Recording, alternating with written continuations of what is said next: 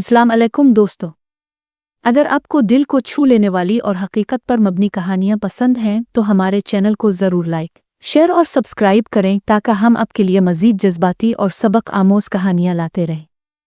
आपका एक छोटा सा सपोर्ट हमारे लिए बहुत बड़ी हौसला अफजाई है।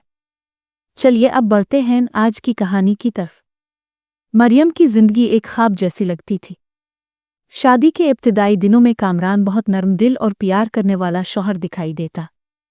मरियम जब सुबह किचन में काम करती तो कामरान आहिस्ता से आकर कहता, छोड़ो ये सब, आओ ज़रा बैठो, तुम्हें थकन हो जाएगी।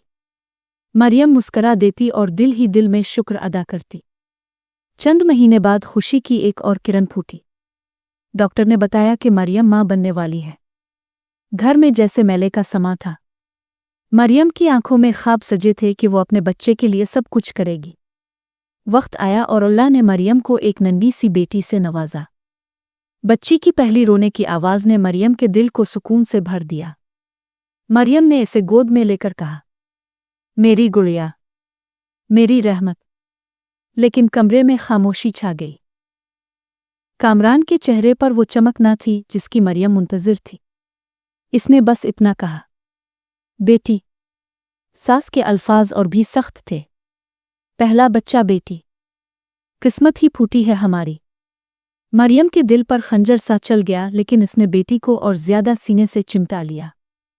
ये अल्लाह की दीन है, मेरे लिए यही सबसे बड़ी खुशी है। दिन गुजरते गए। मरियम अपनी बेटी के नन्हे हाथों और मासूम हंसी में सुकून तलाश करती रही। लेकिन शौहर और घर वालों के रवैये में दिन बदन सख्ती आती गई। लोग क्या कहेंगे, बेटा नहीं हुआ, बेटी की परवरिश तो बोझ है। ये जुमले मरियम के कानों में जहर घोलते, मगर वो खामोश रहती क्योंकि इसके लिए बेटी की मुस्कुराहट सबसे बड़ी ताकत थी। चंद साल बाद अल्लाह ने फिर करम किया। मरियम एक बार फिर उम्मीद से हुई। दिल में दुआ थी कि इस बार शायद सब खुश होंगे। लेकिन जब दूसरी बार भी बेटी पैदा हुई तो घर में मातम सा छा गया। कामरान ने तेज लहजे में कहा, ये क्या है? एक और बेटी? मरियम, तुमने तो मेरी किस्मत ही जला दी। मरियम रोती रही, बेटियों को गोद में लेकर सोचती रही कि आखिर कसूर किसका है, इसका या मासूम बच्चियों का।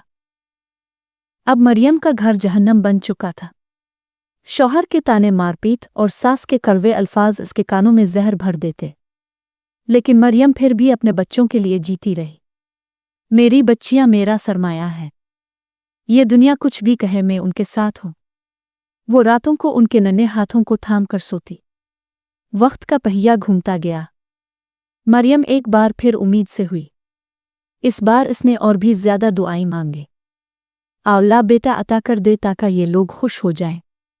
लेकिन जब फिर एक बेटी पैदा हुई तो कामरान पागल सा हो गया। इसने मरियम को ताने देते हुए कहा, तुम मेरे नसीब में सिर्फ जिल्लत लेकर आई हो। तीन बेटियां, किस काम की? मरियम ने कांपते हुए अपनी बच्ची को गिले से लगाया। ये रहमत है, ज़हमत नहीं। इसकी आवाज़ आंसू में दब गई। एक रात झगड़ा शिद्दत इख्तियार कर गया। कामरान ने गुस्से में छूटी बच्ची को गोद से खींच लिया। ये मेरे किसी काम की नहीं। इसने दरवाज़ा खोला और बच्ची को कूड़ेदान की तरफ धकेल दिया।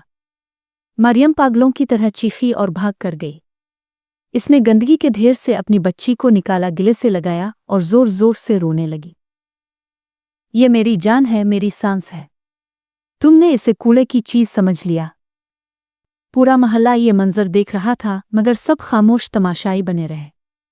किसी ने आगे बढ़कर मरियम का साथ न दिया। मरियम अपनी तीनों बेटियों को गिले से लगाए बैठी रही।